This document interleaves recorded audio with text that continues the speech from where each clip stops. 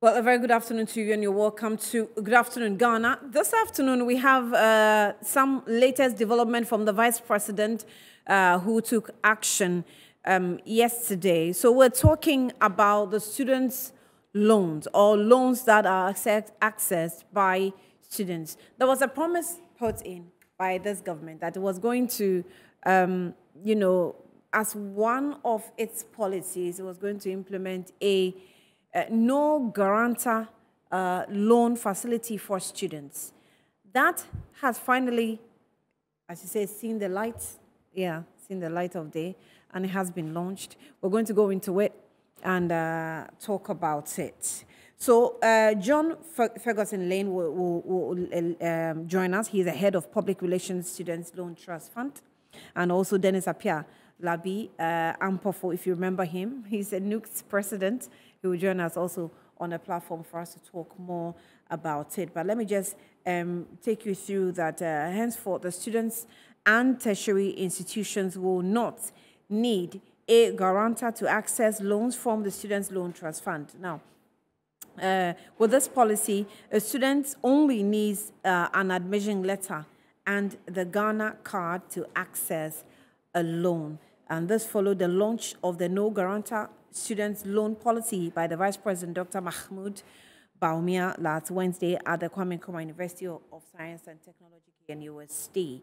And on this note, we'll take a break. When we come back, the guests will join me and we'll talk more about what has happened to our students.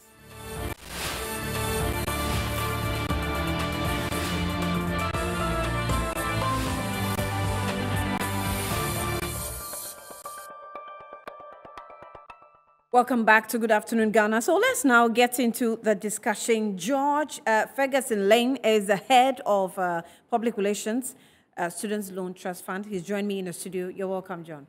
Good afternoon to you, George. Good afternoon. How's the loan scheme doing? We're doing good. You're doing good? Are you sure? And I'm looking forward to telling you a bit more about it.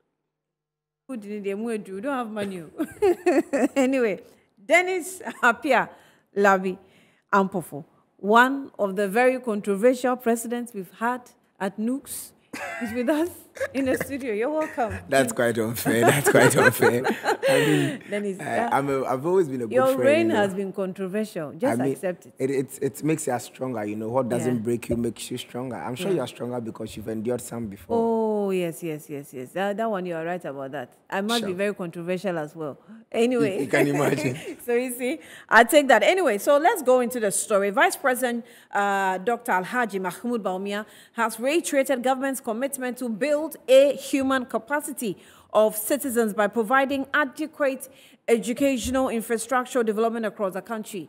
And he said the Akufo-Addo-led government's decision to introduce a new no guarantor loan scheme was aimed at aiding young people, especially the less privileged, to seek tertiary education without difficulty. Let's get to that story and I'll come back to the guest.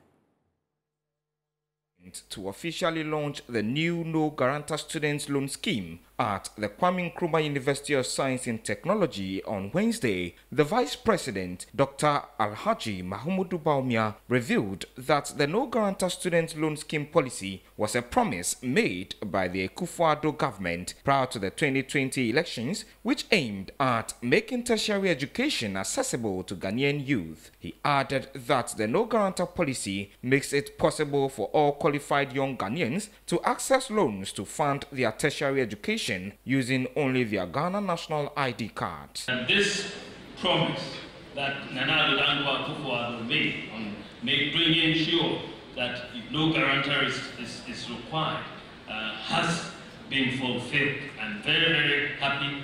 And to our cherished youth, may I say that while the government expands opportunities for you to acquire skills and become productive citizens, you also have the responsibility of ensuring the optimal utilization of these opportunities. The Minister for Education, Dr. Osei-Yaw Educhum, said the new policy has been hailed as a masterstroke which will address students' challenges. The foundations that have been laid by this government under the leadership of Nana Addo Akufo-Addo is geared toward the total transformation of this nation. It's not a political gimmick. No, it's about can you lay the foundation that will ensure that what the developed nations use in transforming their fortunes are what we are following. The Chief Executive Officer of the Students' Loan Trust Fund, Nana Kwekuyeboah, said loan beneficiaries are expected to increase from 10% to 60% as the No Guarantor Loan Scheme takes effect. We are witnessing significant numbers of SHS students who dare not dream of university education just a few years ago, now having the opportunity to enter our universities, polytechnics, and other tertiary institutions across the country. Strategies are therefore in place to diversify the sources of funding at the Student Loan Trust Fund to cater for the increased numbers. Denise Apia Labi Ampofo is the president of National Union of Ghana Students. That the National Union of Ghana Students will always be a partner in development. Our job will cut from praising to criticism. We are currently developing a very huge application system that will have all students on it. We've dedicated a portal on the app to the Student Loan Trust Fund. We know that the digitization will support the NUS app and make it a reality.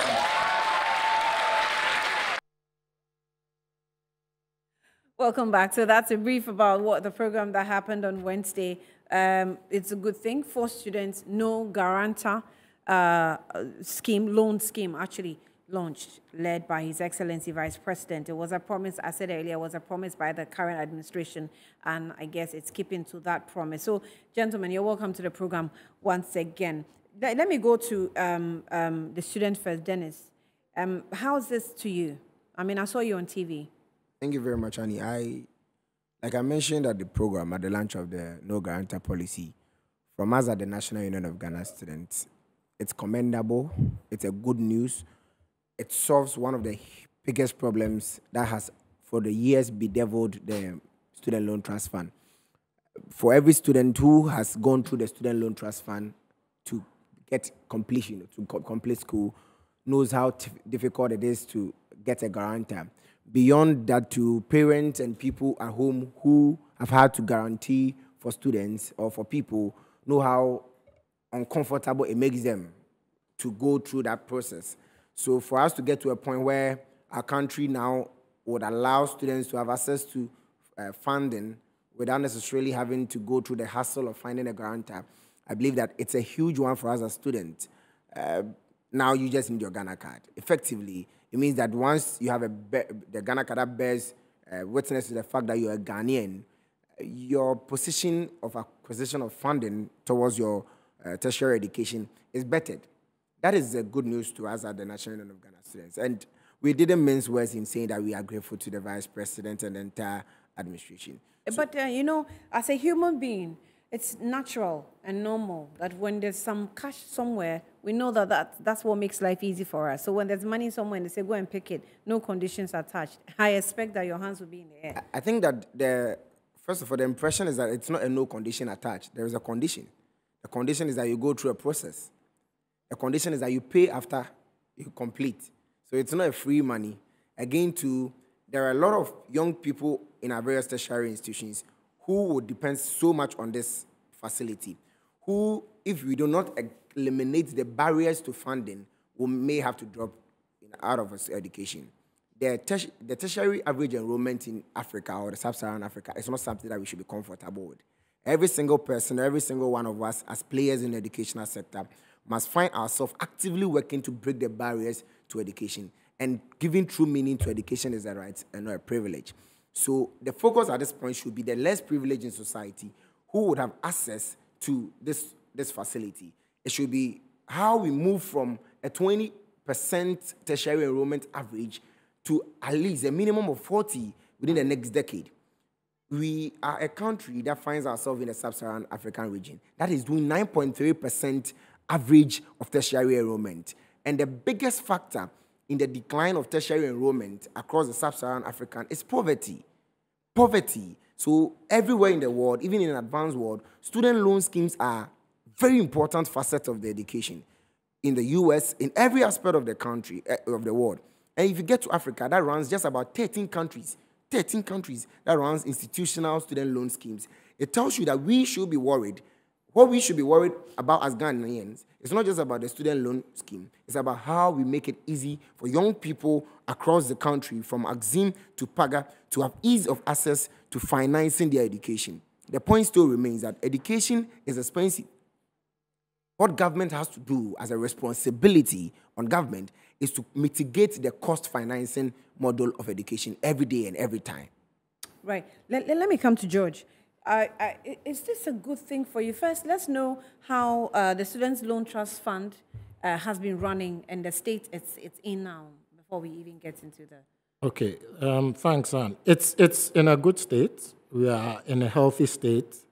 But just to give a little preamble, as a nation, we've always understood that we have to put some form of financing behind students when it comes to their tertiary education. And at independence, when we started, it was actually free. University was free. When it became unsustainable, we've looked at various other means of assisting Ghanaians to build their capacity through university education. We've had a period where a commercial bank was actually funding these things. We then had the book allowance. We then moved to the SNIT, where the State Pension Organization was disbursing student loans. And then somewhere in 2005, government thought that, look, let's allow SNIT to take care of its core mandate and hive off the student loan function. And that saw the birth of the Student Loan Trust Fund. And we've been doing that since 2005. The issue of this guarantor thing is that when we started in 2005, we inherited the guarantorship idea from SNIT. And it was important because we use guarantors to help trace our students after they complete and then get them to pay when their loans are due. But we realized that it was a barrier for many students. Many students would start an application, meet all the criteria, fill everything, but then would abandon the application because they couldn't find a guarantor. Mm-hmm. And the tragedy is that those that needed it the most are the ones that often did not find a guarantor, because you need somebody who is a SNIT contributor, who's contributed for at least 36 months. There are people that do not even know anybody that works in the formal sector, let alone be a SNIT contributor.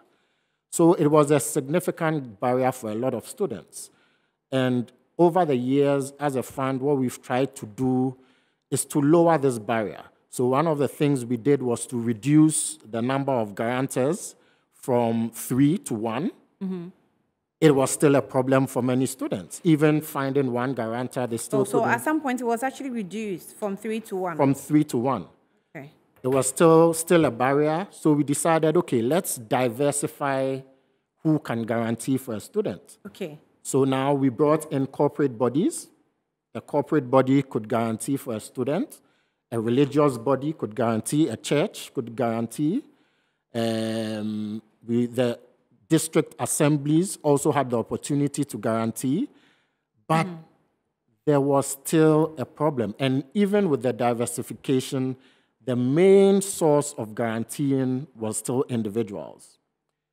Now, let me say that this idea of no guarantor has broad-based appeal across the political divide. Both major political parties in the run-up to the last election agreed and put in their manifestos that the guarantor system had to go. The question was, how do you remove the guarantor system and not harm the recovery efforts of the fund? Right. Because recovery is key to our sustainability as a fund. But before that, how has been the recovery rate? So, are you hovering around 50%, 70%, or 40%? We're a little above 50% as we speak. A little above 50%. A little above 50%. How is that possible? Because students come out of school and highly unemployed. A high percentage of them don't get access to the job market.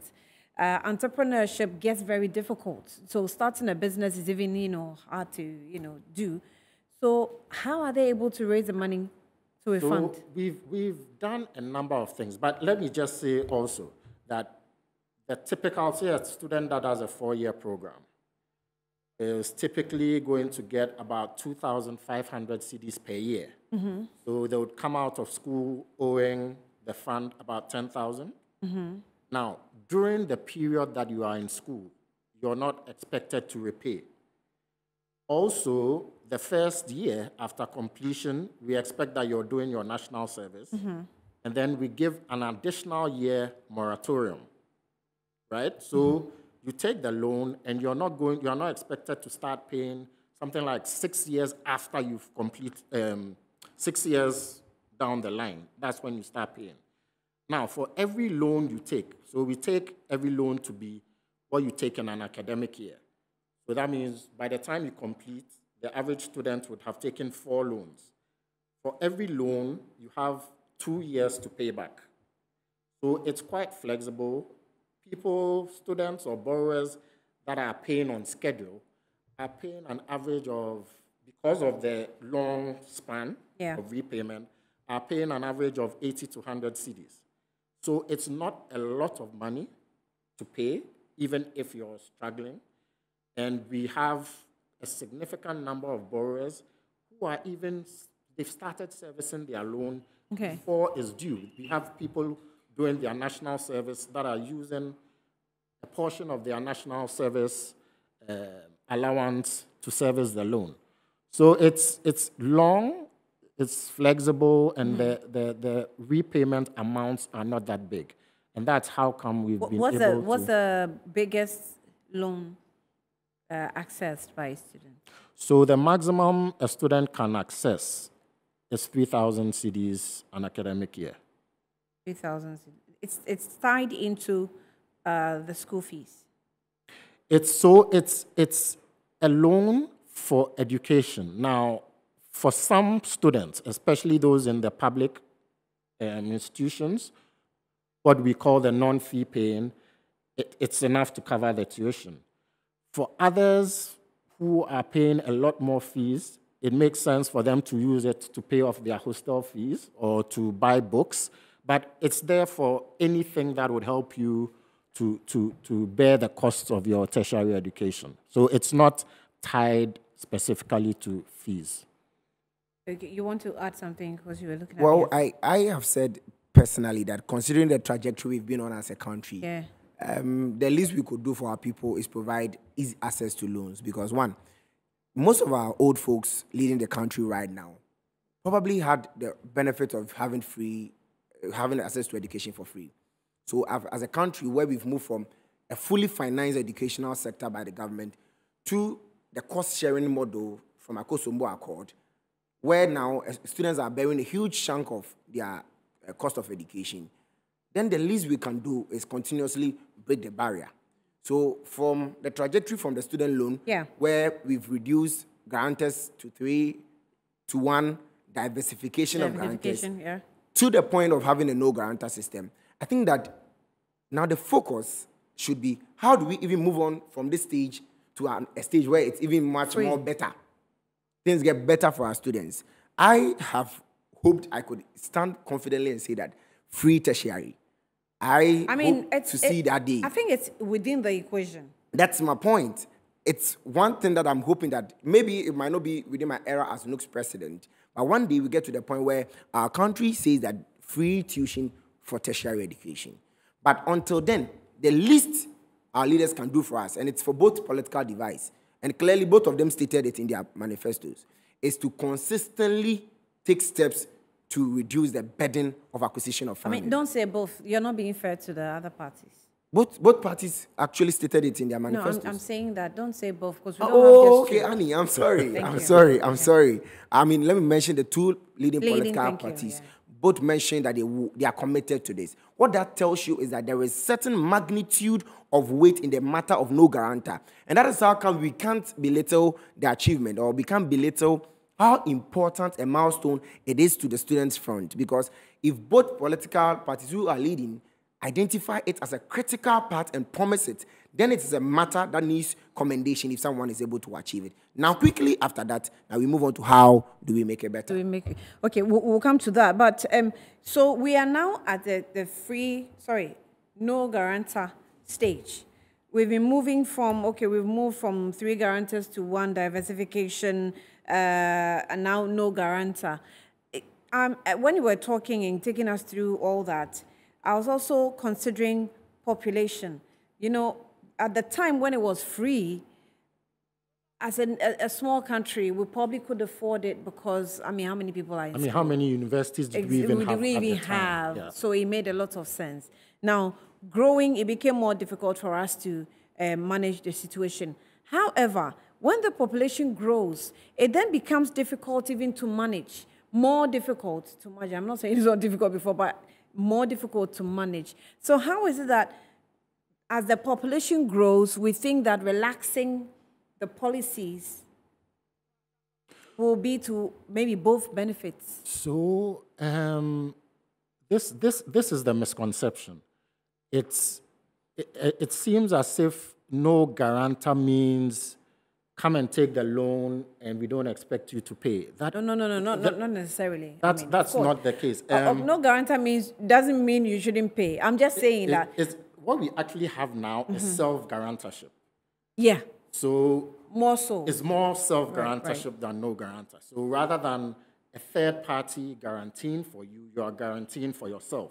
And we're only bringing this in because, remember I was saying earlier that the key question in the implementation of this policy was, how do we bring this policy in and not hurt our recovery?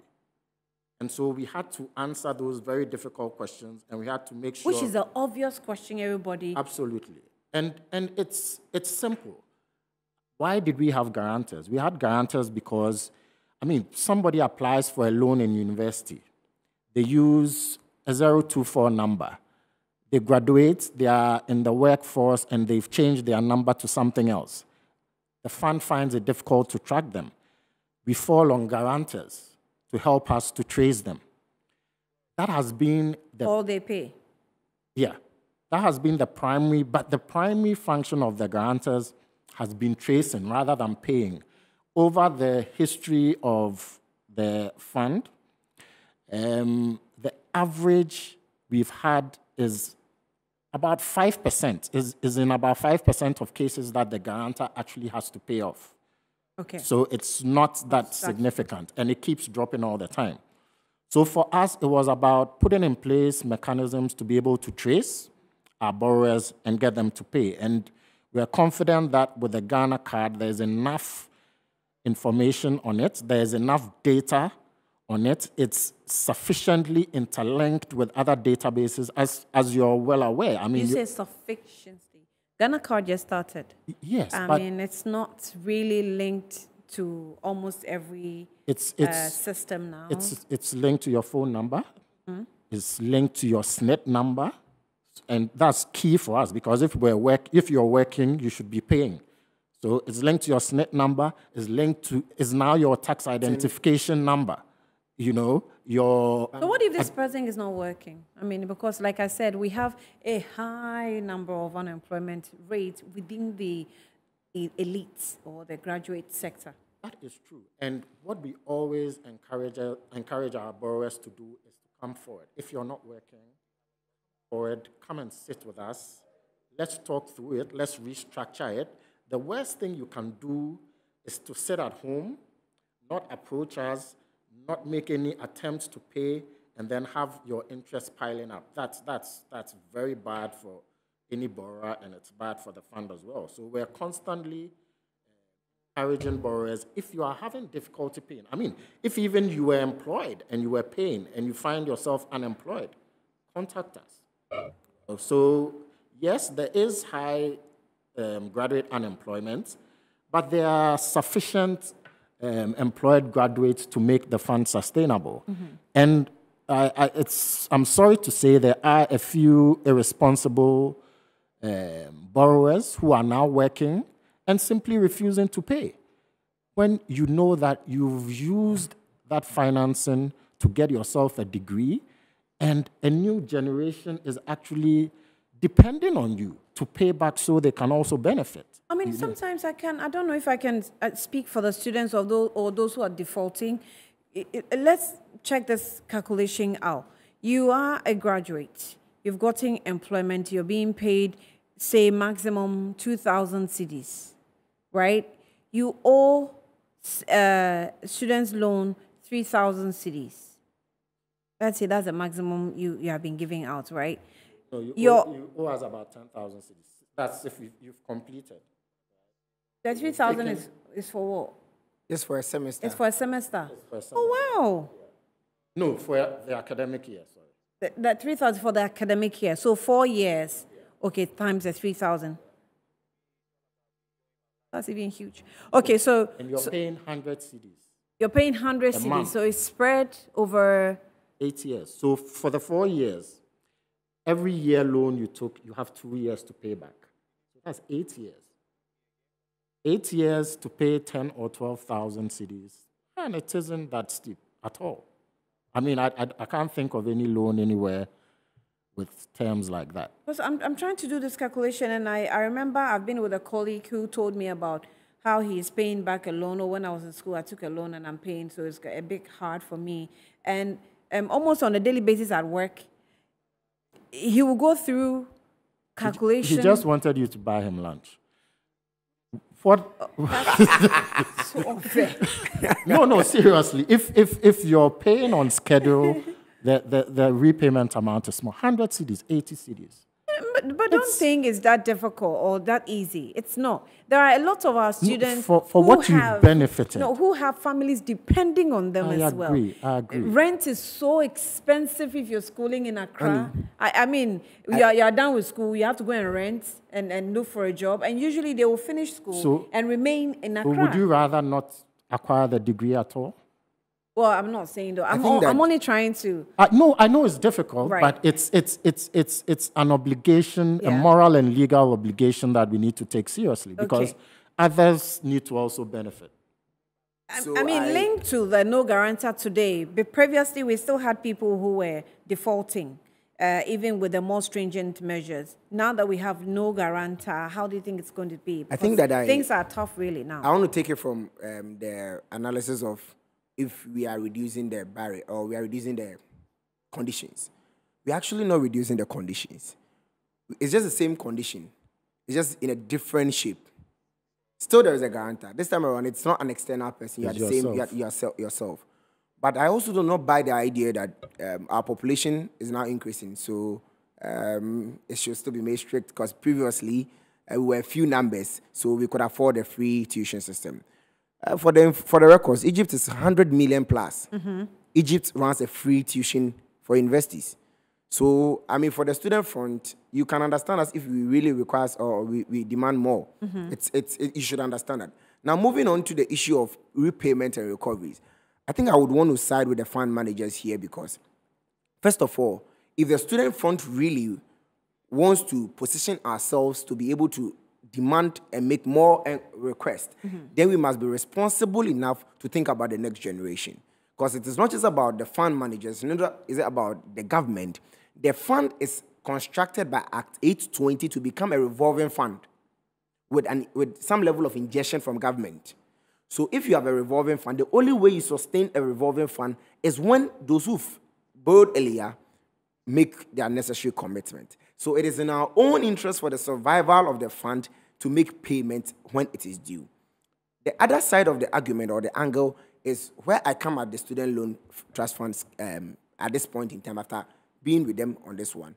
First of all, the only way we get to reduce the barriers truly for people is when we say that whilst as a student, when you borrow, interest must not be charged. Mm-hmm. Because for me, I still cannot fathom why I'm a student, I borrow, whilst in school, the interest is still compounding. Yeah, but you're not doing business with it. We are not doing business with it. The essence of the student loan is a social responsibility or a social intervention by government to support and mitigate the concept of cost financing. So if we fail in that regards, and we want to apply the full commercial model on the student loan, they will be failing in entirety the concept and the goal of the student loan. The student loan is supposed to be a cushioning system that supports students. It's not supposed to be a profit-making venture. That is why the Act says that 10% of all Get Fund proceeds shall be directed there, because so we pay taxes to support it. So one of the key things that we as a union is currently advocating for strongly is cancelling interest whilst as we are students. Students... Do we still have interest on it? When you are a student, interest... We still have interest on it? Yeah, there's interest you are. on it. You Even are. with a no guarantor, one guarantor, self-guarantor. No, so that is what I'm saying, that in our quest to improve the scheme, it's a good thing that we're taking a lot of barriers off, but it's not all. We still have one major barrier or one other barrier, which is also a big deal, that students have to pay interest whilst as a student. I think that the concept of... What's the, I mean, at the point when it now became Students' Loan Trust Fund on its own, what was the concepts that culminated into interest charges? So it's very simple. You need to keep some value on the money. I mean, you've taken a loan, you're not going to start paying until 6 years after the day you took it, and you have an additional 8 years to complete payment. Imagine there was no interest on that loan. The value of the money would be nothing. Could the country do some permutations with whatever money it gets for this policy and find a way of generating its own interest without necessarily making it a burden on the students? What I can say is that at the Student Loan Trust Fund and with our stakeholders, primarily the Ministry of Education, we are constantly looking at ways of making this fund more viable, more sustainable, and better. And so that is one of the reasons why today we're sitting here talking about no guarantor. So it's one of the conversations that is ongoing, this interesting. Another conversation that is ongoing is, why aren't we giving loans to graduate students? Why is it only for undergraduate studies? So what I can say is that, yes, everything is on the table. We keep discussing. We keep looking at making it better. We keep looking at ways of widening access. But the whole idea of the interest is not to make profit. And let's remember that it's 12%. You know what... Okay, someone is just asking the text message. Livingston Nyadi says that I want to know the interest rate. So it's 12%. 12%, yes. Okay, go ahead. We know what commercial interest rates are in this country. So it's not about making profit, but it's about keeping some value on the money, which is critical for us, for the sustainability. I mean, did you think that your students can find a way of, you know, the last time we've had a discussion about students doing business with their school fees and others doing the other thing, what do you call it? I'm not Thank you. What you want to talk about? You are aware. Yeah, you know, they do things with it. Do you think there's a way of a student, I mean, you're a university graduate, you are mature enough to even engage in businesses. Is there a possibility where students can pay their school fees and still engage in businesses and be out of school with some money, seed money at hand? They can use it even to be paying their interest. I mean, I think we are in talks about this interest, but now that it's actually in place, what can we do about it? I'll tell you the story of Tema. Tema is a young woman, a young student in the University of Cape Coast who doesn't have a mother, a father. Tema purchases a colleague. Tema applies for the student loan, gets student loan, pays off school fees, gets a couple of books, pays off the patching fee, and the money is done. Which other money will Tema use to work to get money? The point and conversation about entrepreneurship is high on the table, and we are all concerned about it. But the critical nature of how people struggle to stay in school is not something that we can even want to twist it in any way, anyhow.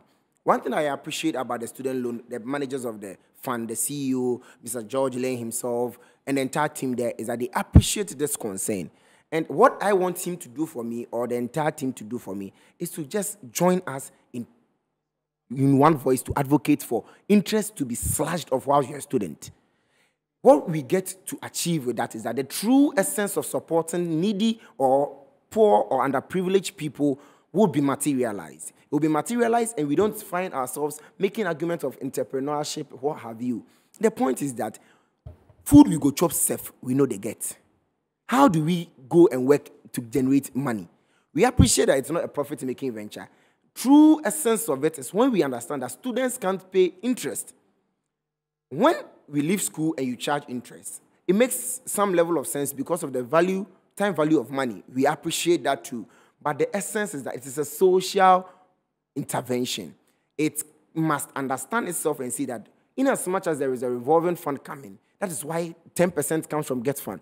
That's why we have a 0.3%. It's actually up to 10%. It's not, but we according never to the actually get 10%. We will get to the conversation of funds flowing from Get Fund. I'm sure Annie will get there. But the point is that the fund, the Act 820, gives a roadmap as to how we should get money. The reason why it says that taxes should be added is that it appreciates the fact that the time value of money would be downplayed because of the interest. Two, we may not get all of our recoveries. So the only way out is to ensure that we deepen the funding, sources of funding, and ensure that students do not bear the burden of it. That is the essence of a government. The government has done well by, one, it's become a responsive fund. It's become a fund that is now paperless. It's become a fund that is now responsive to students. It's holding town hall meetings, giving information about it. But the point is that true meaning of supporting every single student and providing education as a right and not a privilege will be materialized when some of these bottlenecks are eliminated.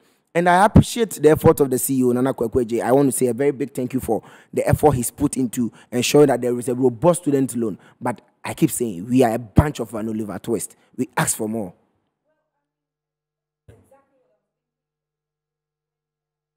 Exactly what I was thinking, as you mentioned, Oliver Twist, when I knew that we moved from free to, paying of loans with 3 guarantors reduced to 1. And then the one, we were also looking at, diversifying the whole process and all that. And I was thinking, human beings are human beings, always be human beings. I mean, economics has proven it. So at what point are we going to say, okay, this is a standard that we should all go by, and this one everybody will be comfortable with? Quick one on the it's a proposal. Scrap interest while students are still studying. It will be looked into. But what I need to say is, look, the fund as it is now, we are surviving mostly on recovery. Our biggest chunk of financing that we are re-lending to current students is what we are recovering from past beneficiaries. Any proposal on the table should not be a proposal that will make the fund non-viable. So I don't think this proposal is something we can really interrogate to the extent that we need to at this forum. But as I said, it will be looked into, but we need to ensure that the fund remains sustainable and able to look after. Were you susceptible to the partisan political proposal or suggestion that, we're going to give students no guarantor something? Were you susceptible to it? As I said, when you first heard it, were you happy about it? As somebody who works, or you were itching in your shoes. My first thought was, how do we recover the money? And this is a question we asked ourselves. We interrogated it, and we looked at the various options. And I think anybody that works at the Student Loan Trust Fund today that you speak to is comfortable that we've taken an option that is going to work for us. Because at the end of the day, that is why we go to work every day. And so any policy that would make our jobs go away is not one we would support. But I think we're all comfortable with this option. Give me a moment. Let me just take a quick breather. When we come back, we'll get into what you want to say about the Get Fund. Why the Get Fund is getting in here. And maybe challenges that we're likely to face in still recovering, even though you want to convince me, but I'm not convinced that things haven't changed. It has changed. The whole policy has changed with a few, added up to it. But we'll come back to talking about it. Let's take a quick breather. We will be back.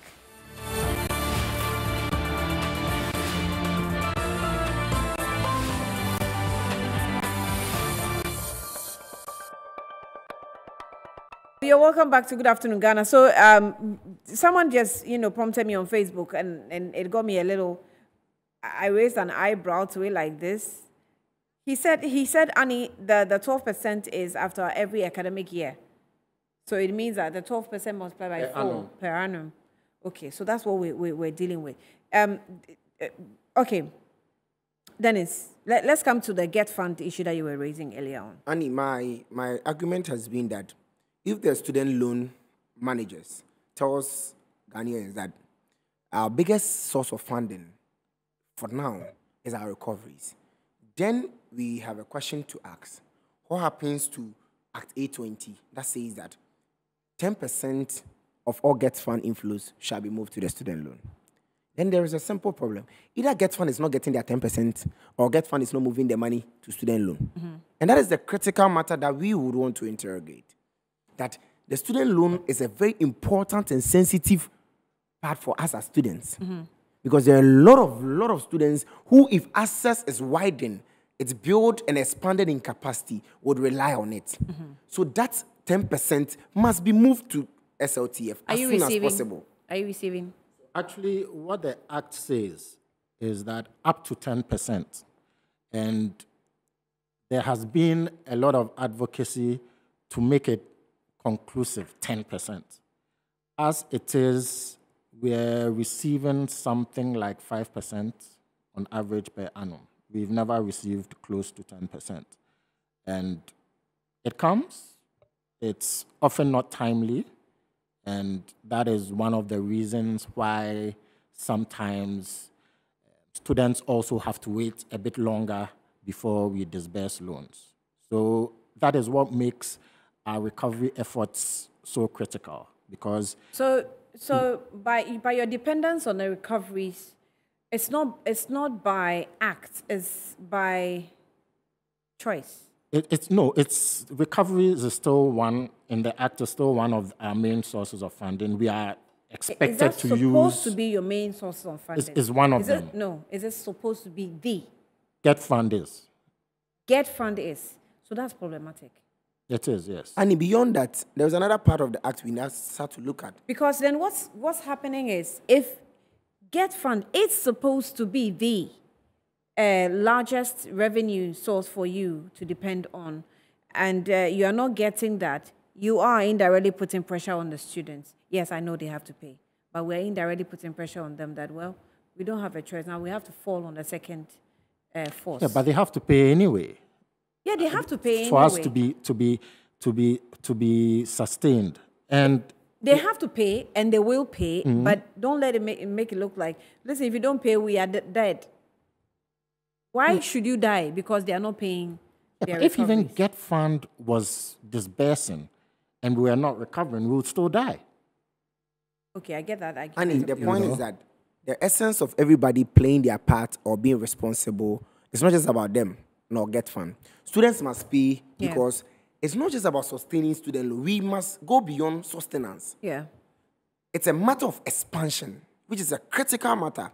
It's a matter of thinking about the young lady who comes from Paga, who must have access. And that can only be done if everybody plays their part, including the 1% communication tax that must go to them.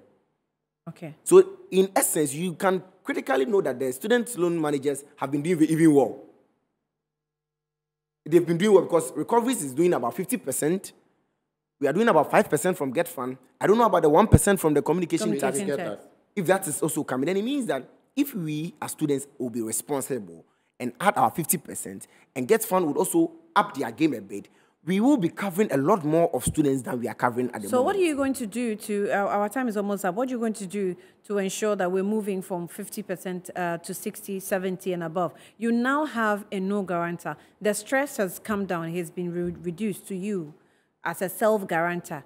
You know, what are you contributing to us? I think that we have made it very clear when we were telling the Vice President our demands and our requests. We made it very clear to our students to that we, as a union, will be embarking on a vigorous campaign to support recoveries. And that is something that I've said on several platforms to say that the only way we get to be able to have justification and the moral guts to request for more from our authorities is when we are being responsible ourselves. So again, I'll use this your platform to call on students or former students who've had access to this loan that, guys, we have a bunch of young people behind us who must have access to education. Now, education, the conversation about education is not about will have access, shall have access. It is a must, and it's a critical must for the sustenance and the progress of this country. And everyone must play their part. So as we call on Get Fund to release more funds to the student loan, then we call on our students that, guys, if we do not pay our recoveries, if we do not become responsible citizens, we will be collapsing a fund that supported you and must support another person. But that also does not take away the argument of the interest. We will continue to say that the interest must be taken off whilst as a student. It is the only way we get to put true meaning to a social intervention that this government is pushing. Well, we're one step in it. Let's see how we can move the other step. I'm trusting Mr. George and Nana Kwekwechi. George, I mean, what are you also going to assure us that indeed with this coming into force, the stress indeed will be reduced, students will go through ease of accessing loans?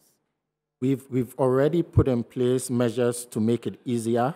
We have a mobile app now, so you don't have to go and queue anywhere to register. You can download the student loan app on either iOS or Android, or you can fill the online application on our website. And after that, you just need to go and verify your details with the Ghana card. We are happy with this because prior to this, partly because of the guarantor requirement, we've been servicing a little under 10% of the tertiary student population in Ghana. I mean, just under 10%. So you can imagine the number of people who need the loan and cannot access it. So this is a huge milestone, and we're really gratified that we've been able to. Difficult as well. I mean, I can understand politically, the political posture is being careful. I can understand you.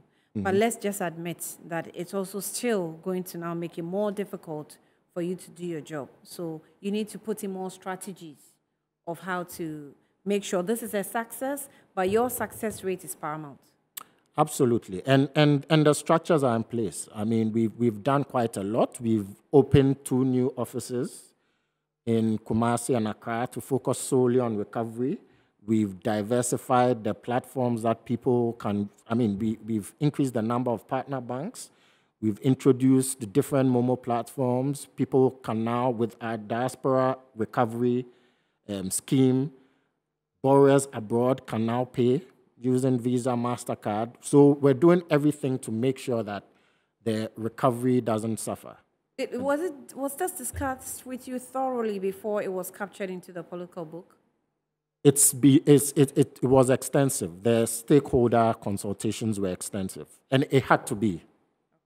So, good afternoon, Ghana. The rhetoric and sloganeering by the government is overwhelming. There are students who have gone through all the procedures in securing the student's loan, i.e. electronic application, and have provided the requisite document via email since last year, and yet have not their loans. Okay, so the bottom line is the government does not have the money, and therefore we should be truthful with Ghanaian students who is pursuing tertiary education. David Adu sends this in. Do you have money? So what happens, people that applied last year, once we started working on the no guarantor, it meant that our existing act needed to go to Parliament. We needed to amend it. So it went to Cabinet, went to Parliament, went through the various readings. It was approved in March this year. And that accounts for those that expressed interest last year and were not paid. Do we have money? Yes, we have money. We do not have money to pay everybody at the same time. So we pay in batches, and we continue to pay. We haven't gone an academic year without paying our beneficiaries before. And God willing, that will not happen. What's the maximum students you're able to deal with in academic year?